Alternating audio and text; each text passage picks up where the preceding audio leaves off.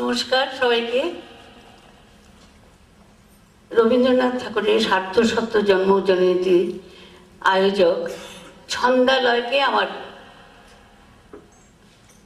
ধন্যবাদ জানাই।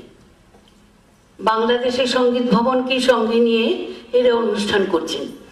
দুই বাংলার সাংস্কৃতিক মেলবন্ধনের একটি দৃষ্টান্ত এরা স্থাপন করেছেন। এদের প্রচেষ্টা সার্থক হোক এই প্রার্থনা করি। তবে অন্যান্য সবার মতো আমিও এই কথা বলতে চাই, এই যে খুব বিরল উপস্থিতি, এটা আমাদের সত্যি সব একটু পীড়া দিচ্ছে।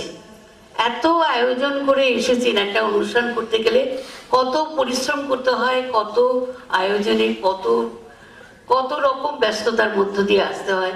এক দেশ থেকে তারা এখানে এসেছেন, কিন্তু উপস্থিতি এরকম কম হলে সত্যি অনুষ্ঠানে একটা, যখন আমরা যাই যদিও প্রেক্ষাগৃহটা পূর্ণ থাকে, তখন একটা অন্যরকম মানে উৎসাহ হয়, মনে হয় প্রাণ ভরে আজকে গিয়ে দিই, যা যা ভালো জানা আছে আমার, যতটুকু পারি অনুষ্ঠানকে সুন্দর করি।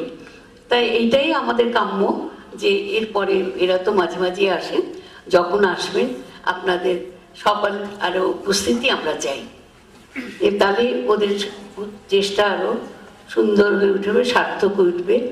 আর এখানে মিলন এবং কাবেরী, এদেরকে আমি অনেক দিন থেকে চিনি, আর সকলের সাথে অবশ্য আমার খুব বিশেষ পরিচয় নেই আমি বলতে বাধ্য হচ্ছি, কারণ আমার তো খুব একটা যাতায়াত নেই বাইরে।